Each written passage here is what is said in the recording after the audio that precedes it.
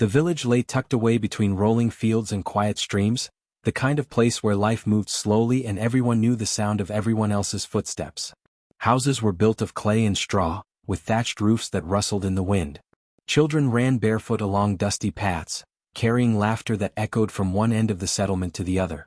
In this village, tradition was more than just a guide, it was the backbone of life itself. People dressed, spoke, worked, and even dreamed according to the customs handed down through generations. To step outside those lines was to risk being noticed, and to be noticed often meant to be judged. Gossip traveled faster than the wind that bent the tall grass, and secrets never remained hidden for long. It was in this village that a young mother began to draw whispers. At first, the villagers did not notice anything unusual about her or her child. She lived quietly, worked with the other women when the harvest came, and carried herself with the same humble grace expected of mothers. But soon murmurs began to spread. It wasn't about her looks or her work, it was about the way she cared for her baby. Unlike every other child in the village, her son was never seen freshly bathed. His skin remained stained with the earth he crawled on, and his little clothes were never scrubbed until they shone like the others. Where other mothers took pride in presenting their children clean and neat, this mother seemed to defy that very standard. At first, neighbors assumed it was mere neglect. Perhaps she was tired or lazy, perhaps too poor to fetch water from the well as often as others. But as the days turned into months and months into years, the pattern became undeniable. The boy grew and still, the water never seemed to touch him the way it did every other child. While children were sent to the stream each morning to splash and scrub before the day's work or play, this child returned home with dust clinging to his arms, with hair unwashed and skin carrying the faint smell of sweat and earth. The other mothers began to scold her quietly at first, asking why she would allow her son to remain dirty. She only gave them a tired smile and turned her face away, offering no explanation. The whispers grew louder. Some said she was careless, others swore she must be cursed. The village was a place where reputation mattered more than wealth, and soon her silence became as suspicious as her actions. Why would a mother allow her child to grow up marked by dirt, when all it took was water and soap to wash it away? Why would she endure the laughter, the judgment, the sideways glances from people she saw every single day? There was no answer, at least not one that the villagers could see. And so curiosity mixed with ridicule, leaving behind a story that refused to fade. In the village, traditions were not just guidelines for life, they were laws woven into the fabric of existence. From the moment a child was born, every step of their upbringing was bound by customs that had been followed for generations. A baby's first cry was greeted with songs sung by the elders, and a child's first steps were celebrated with feasts where neighbors brought gifts of grain and milk. Life was communal, each milestone shared with the entire village, and no one was left unseen. To belong to this community was to accept its rules without question, for anyone who stepped outside those rules risked becoming an outcast. Cleanliness, in particular, was regarded as a reflection of honor and respect. Each morning, women rose before the sun to fetch water from the well or stream, filling clay pots that gleamed with the dew of dawn. They bathed their children carefully, scrubbing the dust from their little bodies until the skin shone. Clean clothes, though often simple, were washed regularly and hung out in the sun to dry, the scent of soap mixing with the breeze that carried the smell of fields and cattle. A child who was clean and neat was seen as proof of a mother's care, her diligence, and her pride in family honor. To neglect this ritual was to invite questions, for cleanliness was not only about health but about dignity. Festivals and ceremonies further underlined the importance of being well-groomed. On holy days, villagers dressed in their finest, women braiding their daughters' hair with beads and oils, men wearing freshly washed garments that carried the brightness of color against the dusty backdrop of the land. Cleanliness was tied to purity, and purity to acceptance by the gods. Even during funerals or times of mourning, people ensured they were washed and dressed properly, believing that dirt was a sign of disrespect to the spirits. In such a place, dirt was more than physical. It was symbolic of laziness, disgrace, or even spiritual corruption. It was within this rigid framework that the young mother's actions began to stand out like a wound on smooth skin. Her child, growing year by year without the daily rituals of cleansing, became the subject of increasing scrutiny. While other boys ran into the fields with tidy hair and dustless feet, her son bore stains of yesterday's play, mud dried on his legs, and clothes that looked worn and unwashed. Where other mothers boasted about the shine in their children's skin, hers seemed to carry the earth itself as a second layer. This difference was not overlooked, for in a community where everyone's eyes were sharp, small details grew into large judgments. At the marketplace, Women gathered around baskets of grain would whisper as she passed.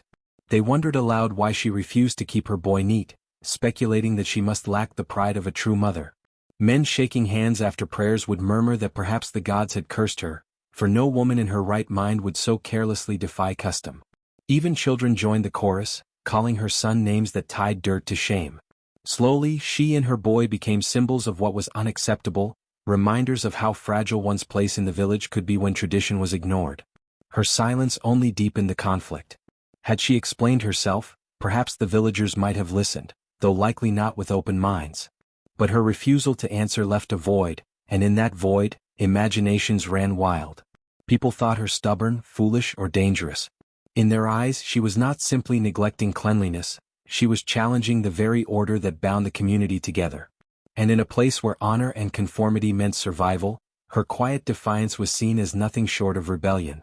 From the very beginning of his life, the child carried the weight of difference on his small shoulders. While other babies were bathed in warm water each morning, their cries echoing through the courtyards as mothers scrubbed them clean, he remained untouched by the ritual. His skin carried the faint stains of earth, and his hair never glistened like the others. At first, when he was just a baby nestled against his mother's chest, people laughed softly, assuming she was careless or simply overwhelmed. A dirty baby, after all, could be excused as a mother's mistake. But as weeks turned into months and months into years, the laughter grew sharper, less forgiving. The other mothers began to notice. They took pride in their children's appearances, showing off spotless garments, shiny cheeks, and braided hair that caught the sun. When this mother arrived at gatherings with her little one still marked by dust and sweat, their smiles turned into sneers. Some women whispered loud enough for her to hear, mocking her inability to do something so simple as washing her child. "What kind of mother keeps her baby dirty?" one would mutter, while another shook her head in disapproval. Their words stung, but she endured them silently, pressing her baby closer as though shielding him from the cruelty of the world. As the boy grew into toddlerhood, the mocking voices shifted from adults to children. While others played freely in the fields, rolling in the grass and then running home to be cleaned, he was never allowed the same fresh start. Dirt clung to his skin, and his clothes never smelled of soap. Children began to avoid him, some wrinkling their noses, others refusing to share toys or food. "Stay away," they teased, "you're always dirty." It was the first sting of rejection, sharp and confusing for someone too young to understand why he was different. The boy began to feel the burden in his heart. He would watch longingly as other children held hands, ran together, and splashed in the stream with laughter. He wanted to join them, but each attempt ended with isolation, mockery, or scorn. Nights were the hardest, when he would look into his mother's eyes and quietly ask why he could not be like the rest. And still she said nothing, only holding him tightly, her silence more powerful than any explanation. The mother's determination was quiet but unshakable. Each insult from the women, each rejection from the children, was another stone added to the mountain she carried alone. Yet she never faltered. She continued her routine, never bending to the pressure of neighbors or the unkind whispers of the community. Her face remained calm, her voice soft, and her resolve firm. She seemed to know something the rest of the village did not, a truth that kept her anchored even as ridicule swirled around her. In those early years, her silence was both a shield and a prison, protecting her son from a danger no one else could see, but also trapping them both in the cage of the village's judgment. At first, the whispers were soft, almost playful, like the rustling of leaves in the wind. A few women, gathered at the village well, laughed as they compared their children's bright faces and freshly scrubbed arms to the boy who always carried stains of the earth. "Perhaps she is lazy," one would say, filling her pot with water. "Or maybe she thinks soap is too precious for her child." The others would chuckle, shaking their heads, convinced it was no more than a foolish habit. But as the years passed, the laughter sharpened, and the whispers grew teeth. Soon, rumors began to take shape, twisting into darker tales that spread from one corner of the village to another. Some claimed the mother was cursed, that her womb had been touched by an evil spirit, leaving her child marked with dirt as a sign of shame. Others insisted she had gone mad after childbirth, that her mind had been broken by grief or fear, and she no longer understood what was right. A few even whispered that she was defying the gods themselves, testing their patience by refusing to follow the sacred custom of cleansing. The more she remained silent, the more room there was for imagination, and in the absence of truth, lies flourished like weeds. Children absorbed the cruelty of their elders and turned it into games. They mocked the boy in the fields, calling him names that stuck like burrs to his heart. "Dust boy," they jeered, or "spirit child," as they danced in circles around him. Some ran away when he approached, pretending to hold their noses, as though his very presence carried a foulness they could not bear. Others pushed him aside during games, leaving him alone at the edges of the playground. What had begun as small acts of teasing soon became a pattern of rejection, a wall of isolation built brick by brick through laughter that was anything but innocent. The elders, too, had their share of judgment. They would sit beneath the great tree in the center of the village, their wrinkled hands clasped around walking sticks, their eyes following the boy and his mother as they passed. They shook their heads slowly, whispering that the woman was either too proud or too foolish to accept guidance. Some believed she was challenging the wisdom of the ancestors by refusing to cleanse her child properly, while others muttered that such disobedience would bring misfortune upon them all. In a community where every action was tied to collective well-being, her defiance, real or imagined, was seen as dangerous. Neighbors began to avoid them. Invitations to shared meals became scarce, and baskets of food or offers of help, once freely given, were withheld. Women no longer asked her to join them at the stream, and men spoke less when she passed by. Even in moments of necessity, when she bought grain at the market or stood in line at the well, people stepped back, creating small spaces of distance that cut deeper than words. She and her son became shadows at the edge of village life, present but unwelcome, seen but not embraced. And through it all, the mother remained silent. She bore the humiliation with quiet dignity, her lips pressed into a line, her eyes lowered but never defeated. Each insult seemed to glance off her like rain against stone, though inside, her heart surely ached. She watched her child endure the cruelty of his peers, watched the elders dismiss her as unworthy, watched her neighbors withdraw their warmth, yet she offered no defense. Instead, she wrapped her silence around herself and her son like a cloak, shielding him as best she could from the storm of judgment. Her refusal to explain herself only deepened the mystery. To the villagers, her silence was proof of guilt, evidence that the rumors must hold some truth. If she were innocent, why would she not speak? If she were sane, why would she not defend herself? Every unanswered question became fuel for more gossip, and every day her resolve grew harder to understand. Yet behind her quiet defiance lay a love so fierce it could withstand ridicule, a secret so heavy it could not yet be spoken. While the village mocked, she endured, waiting for the day when truth would no longer need her words. When the sun rose each morning and the roosters crowed across the rooftops, the mother rose too, long before her neighbors stirred. She tied her shawl tight around her shoulders and walked quietly to the fields, her bare feet brushing against the cool grass still heavy with dew. Work was not a choice for her, it was survival. Her husband had left years ago, some said to seek work in the distant towns, others whispered he had abandoned her because of the child's strangeness. Whatever the truth, she was alone, and each day she carried the double weight of being both mother and father. She tilled the soil, carried bundles of wood, fetched water from the stream, and did every small job that could bring food into her home. Poverty clung to her as tightly as the dust to her child's skin. Loneliness was her silent companion. While other women gathered in groups to talk and laugh, sharing their joys and sorrows, she was often left standing apart. Their words cut her as sharply as any blade, but their absence hurt more. She longed for the comfort of friendship, the ease of speaking openly without judgment. Yet she knew she could not risk closeness. Every neighbor who turned away reminded her of her isolation, and though she sometimes wished to cry out for understanding, she swallowed her words and kept her secrets locked deep within. At night, when the boys slept beside her on a mat worn thin from years of use, she allowed herself the rare luxury of weeping silently into the darkness. The questions tore at her. Was she strong enough to continue? Was she ruining her son's life by keeping the truth hidden? Could she endure the shame of the entire village for another day, another year, another decade? The answers never came, but her resolve never broke. She loved her son with a fierceness that outweighed the cruelty of the world. Each tear she shed was a prayer that one day he would understand, one day he would forgive her for the pain she could not shield him from. Her strength was quiet but unyielding. She never lashed out at the women who mocked her, never scolded the children who teased her son, never raised her voice against the elders who doubted her. Instead, she carried on with her work, tended to her child, and faced each day with a stoic calm that few could match.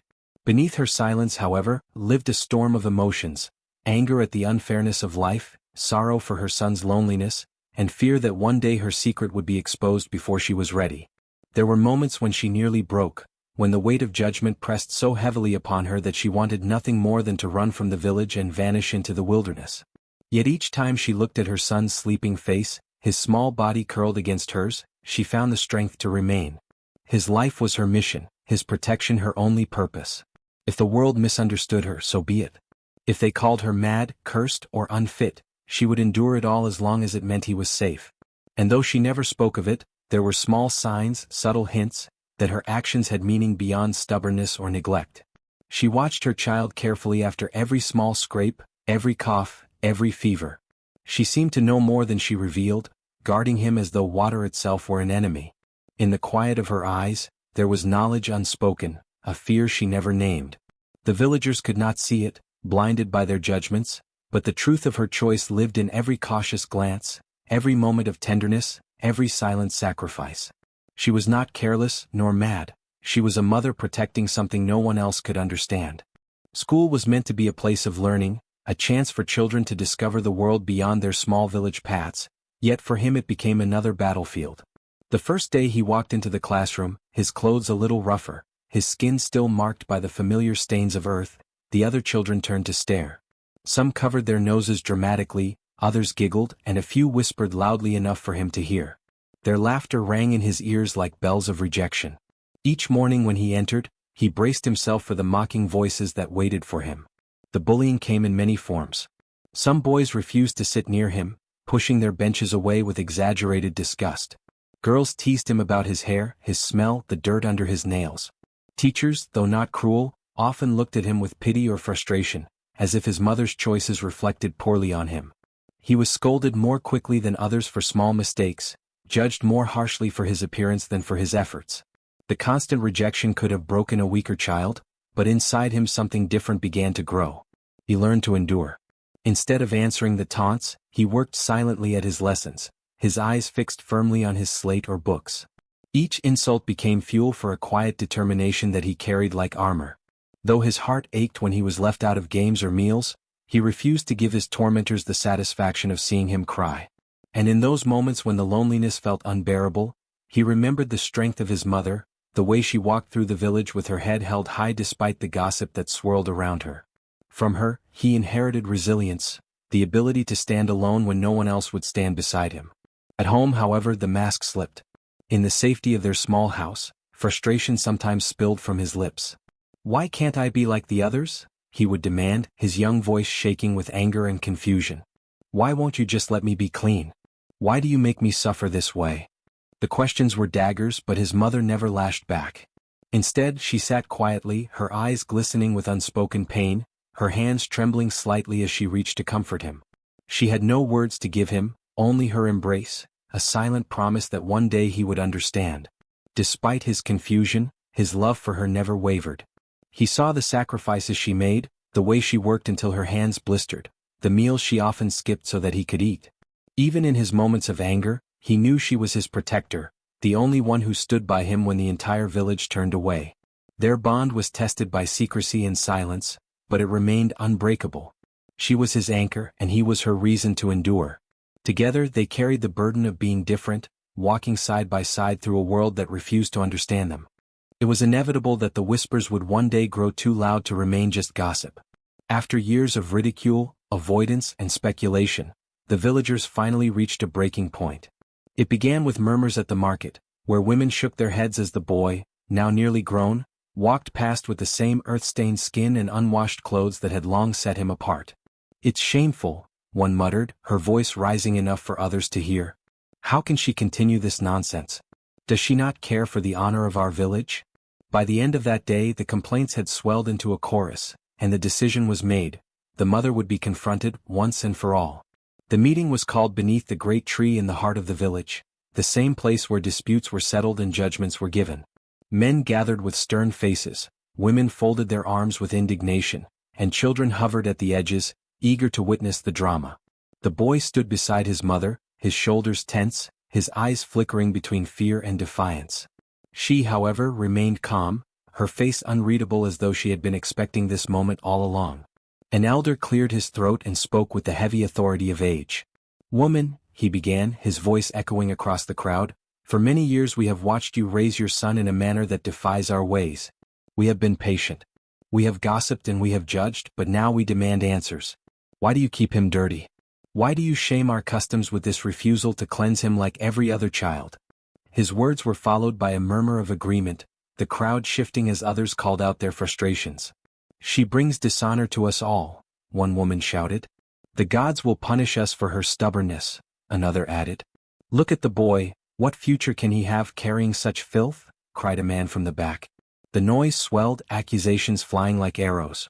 Some voices were angry, others fearful, but all were united in their demand for an explanation. The boy flinched at their words, his fists clenched at his sides, but his mother stood firm, her expression unchanged.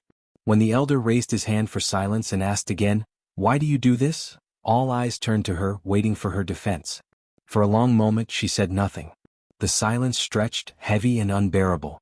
Her lips pressed together, her gaze steady but distant, as though she were looking past the crowd rather than at them.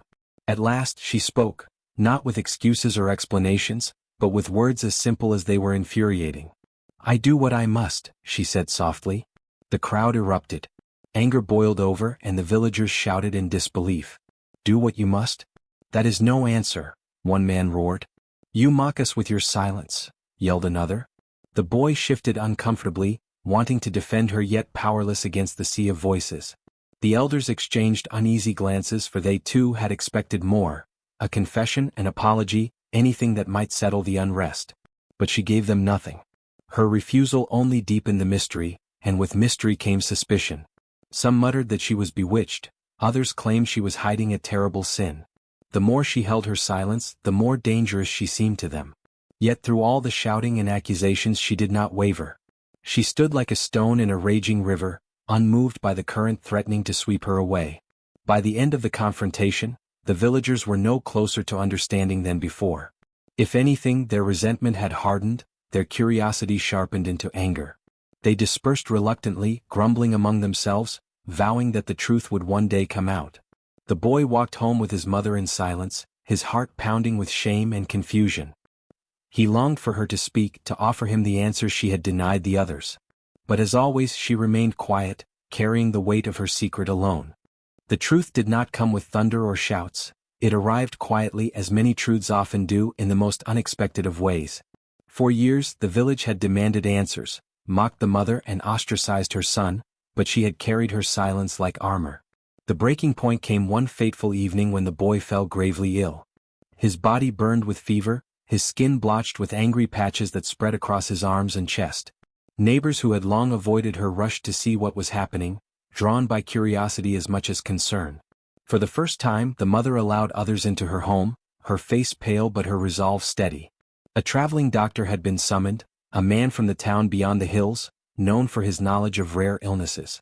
He arrived carrying a worn leather bag filled with instruments and bottles, his eyes sharp with experience. As he examined the boy, the villagers crowded around the doorway, straining to catch a glimpse. Whispers ran like a current through the crowd. Is this punishment from the gods? Is the curse finally showing itself? Fear mingled with anticipation, for everyone sensed that the truth they had long demanded was at last within reach. The doctor listened carefully to the mother as she spoke to him in hushed tones. For the first time she opened her heart, not to the villagers, but to the one man who might understand. She explained how years ago, when her son was only a newborn, she had taken him to the city hospital after strange rashes appeared on his skin following his very first bath. The doctors there had delivered news that shattered her world. The boy suffered from a rare skin condition, one that caused his body to react violently to certain chemicals found in soap and even to prolonged exposure to water. His immune system was fragile, his skin unable to form the protective barrier that others took for granted. Bathing him as other children were bathed could lead to painful infections, and in severe cases even death. The recommendation had been clear but brutal. Keep him as dry as possible, avoid soaps and scrubbing, and cleanse him only with special methods that were nearly impossible to maintain in a poor village. The mother had returned home carrying not just her baby, but also the crushing burden of secrecy. How could she explain this to her neighbors, who knew nothing of such conditions, who saw only dirt and judged it as neglect? How could she tell them that water, the very symbol of purity, was her son's greatest danger? She had chosen silence, believing that mockery was easier to bear than disbelief or scorn. The doctor now confirmed her words to the astonished villagers. "This boy is not cursed, nor is his mother mad," he declared firmly. "He suffers from a condition few of you would understand. What you see as dirt is not neglect. It is protection. This woman has sacrificed her pride, her reputation, and her place among you to keep her son alive. His voice carried authority, but his words struck the villagers like a hammer, breaking through years of prejudice in a single blow. Gasps filled the room. Some covered their mouths in shock, others lowered their eyes in shame. They remembered the cruel words they had spoken, the laughter of their children, the times they had turned their backs. All of it now seemed like a terrible injustice. The boy they had mocked as dirty was not a symbol of shame but of survival. The woman they had called cursed was not a failure of a mother but the very embodiment of devotion. The mother sat quietly beside her son, her hand resting gently on his damp forehead. Though she had finally been vindicated, there was no triumph in her eyes, only exhaustion and sorrow. She had never wanted recognition, only understanding. "I did what I must," she said again, the same words she had spoken beneath the great tree, but now they carried a different weight. No longer did they sound like defiance. They were heard as the truth of a woman who had given everything for her child.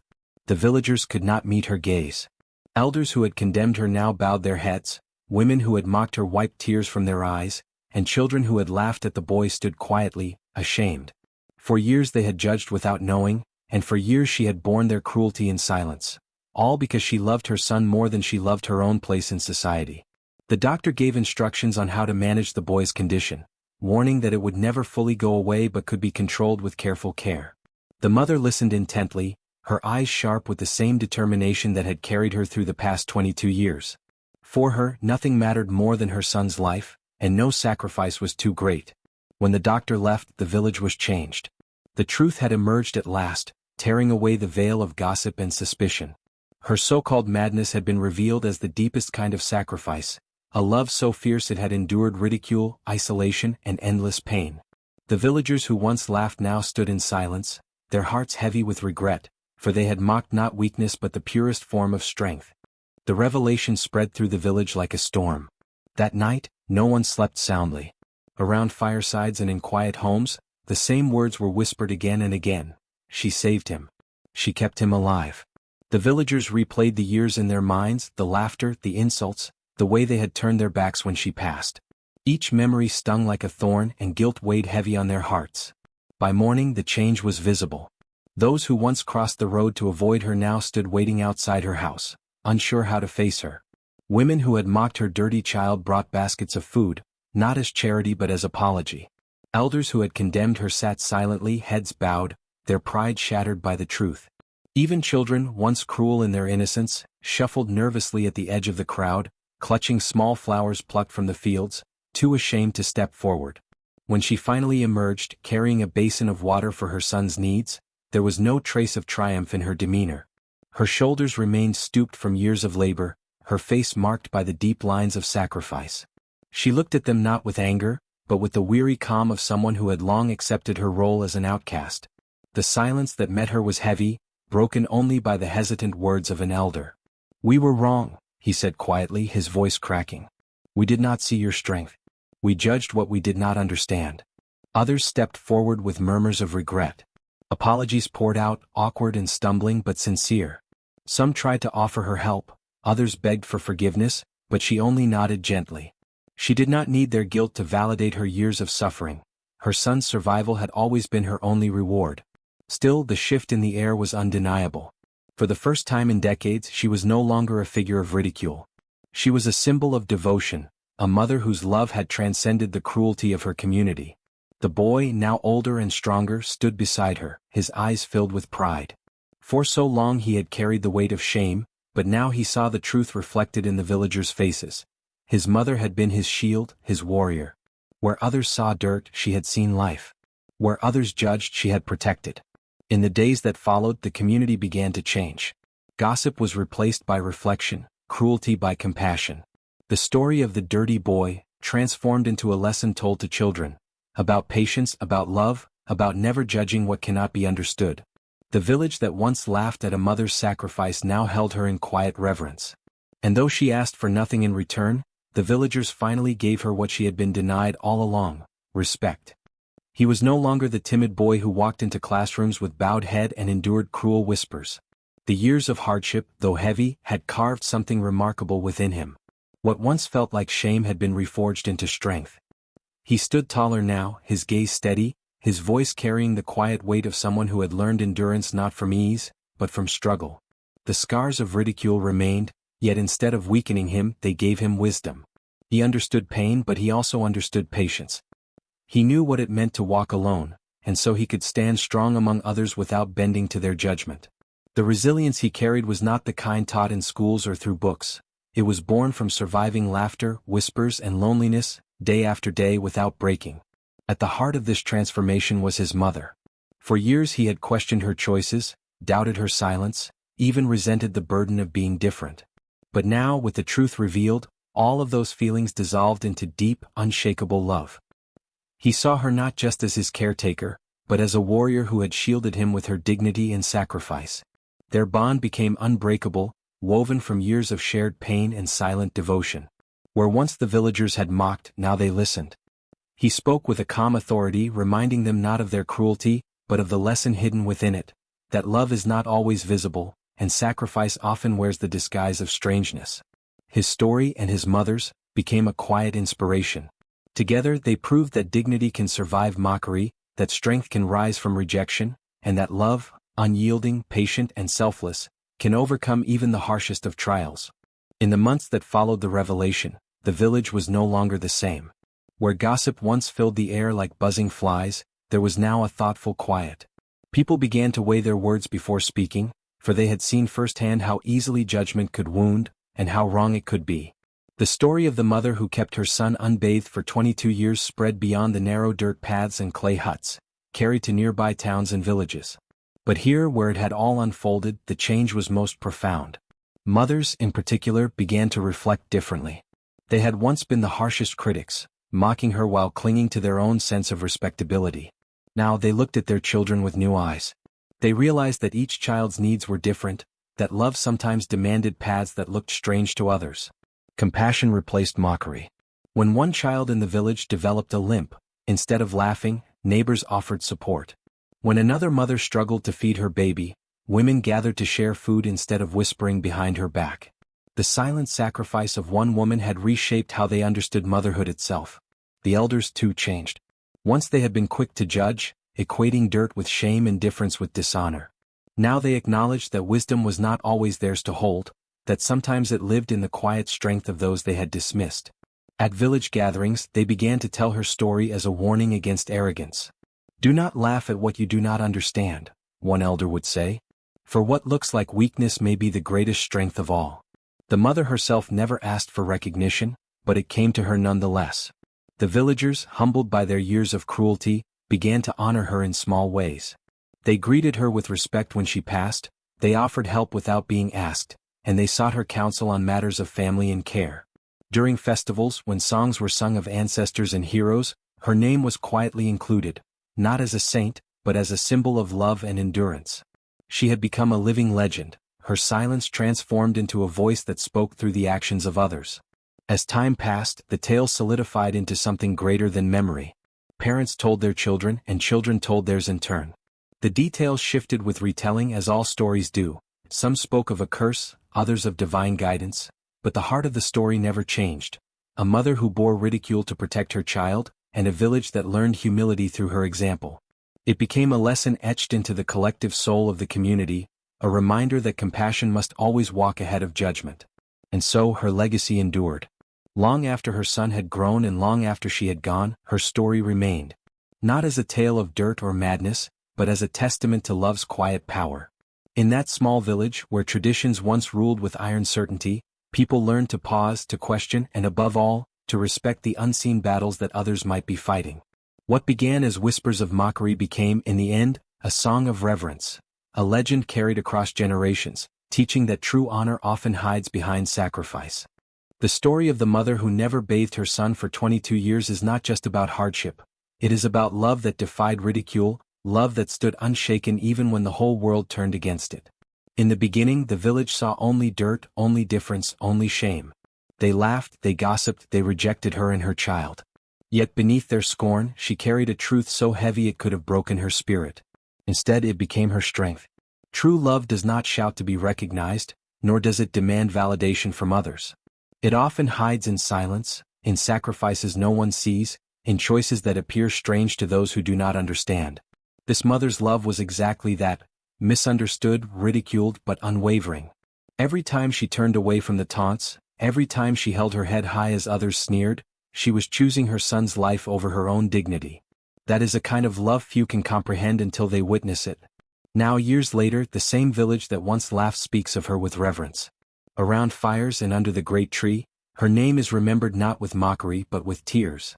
Parents tell their children about her sacrifice, elders repeat her story as a warning against easy judgment. What was once seen as madness is now recognized as devotion. The dirt they despised became the symbol of survival, the mark of a mother's quiet war to protect her child at all costs. The boy, once mocked as dirty, grew into a man shaped by resilience and wisdom. But it was his mother's endurance, her refusal to bend under scorn, that gave him the foundation to rise above cruelty. Together, their journey became a lesson etched into the heart of the community, that love is often misunderstood, but misunderstanding does not make it any less real, any less powerful. And so, the tale lingers, more than just a story of a mother and her son. It is a reminder to every listener that what we do not understand should never be met with laughter or scorn. For behind the strangeness of another's choices may lie a sacrifice deeper than we can imagine. The village that once turned its back now bows its head in respect. The whispers of gossip have become whispers of awe. And in every retelling the truth shines through. A mother's love does not need the world's approval, it only needs the courage to endure.